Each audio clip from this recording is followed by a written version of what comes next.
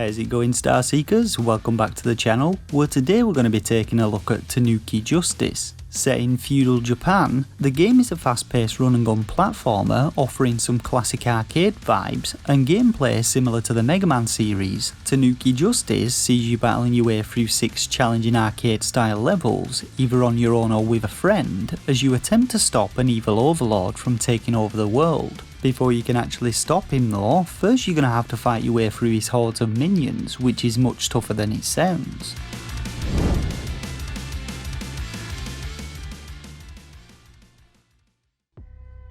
So beyond what I've already mentioned, not much is given to us in terms of storyline. Your mission is to take down an evil overlord set on dominating the world, and that's about as deep as things get. Hitting the main menu, you'll find the game can be played with either 1 or 2 players, so if you're lucky you might just get to share a little gamer rage with a friend or perhaps a loved one.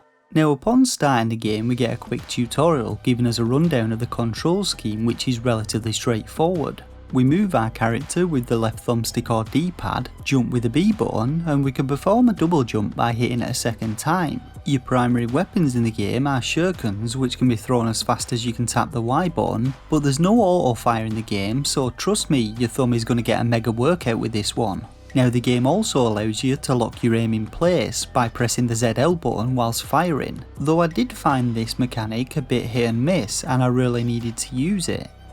So after getting through the brief tutorial, we get into the game's first level, set in a picturesque bamboo forest. As you'd expect from this type of title, the aim of each stage is to make your way past an assortment of enemies and reach the end of it, at which point you face off against a boss who you need to beat to get to the next stage. Now enemy variety in the game is decent, and though we do see several enemies in multiple stages, each stage also has its selection of unique enemies.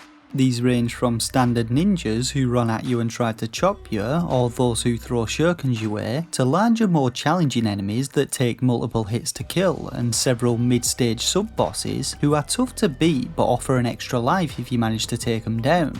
Now on the whole, Tanuki Justice is not an easy game by any means. Not only are there a ton of enemies and some tricky platforming to contend with, it also features one-hit deaths and you only get 4 lives per level. To give you a fighting chance though, you do have a couple of power-ups at your disposal, found within breakable blocks in levels. Firstly you have a shield pickup which protects you from a single hit, though I found the visuals on this to be buggy and sometimes I couldn't tell whether or not I had a shield.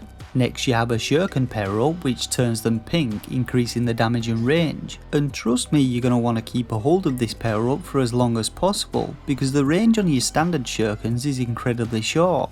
Now in the top left corner you also have a power bar which fills as you damage enemies or collect purple gems from containers, and once this is full you can activate a special ability which throws a giant shuriken, which deals a ton of damage but are best saved for bigger enemies, especially bosses. A word of warning though, if at any point you die you'll lose your shuriken power up and your special bar will be reset, so just don't die.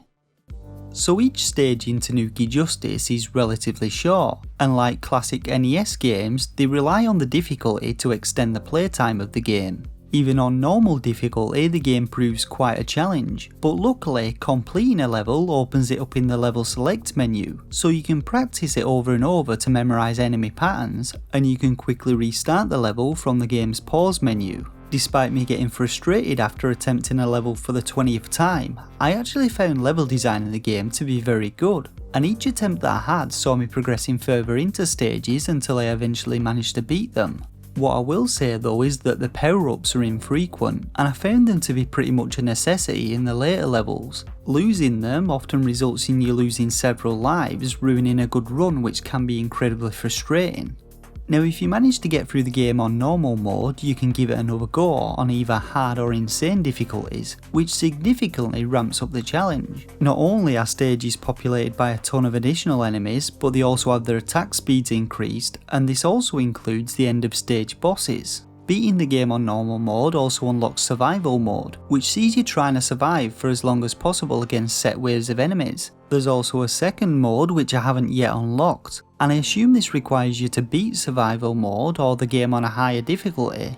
Now when it comes to the game's 2-player mode, while you might assume you'd be in for an easier ride, the game still manages to kick your ass. Stages in 2-player mode feature additional enemies and you share the same number of pickups between the two of you, though each player gets 3 lives and share a bunch of credits, which will allow you to complete levels in fewer attempts. One minor issue I found with 2-player mode though was its camera, which shifts around to keep both players central, and this can make things harder in areas of stages which feature more precise platforming sections.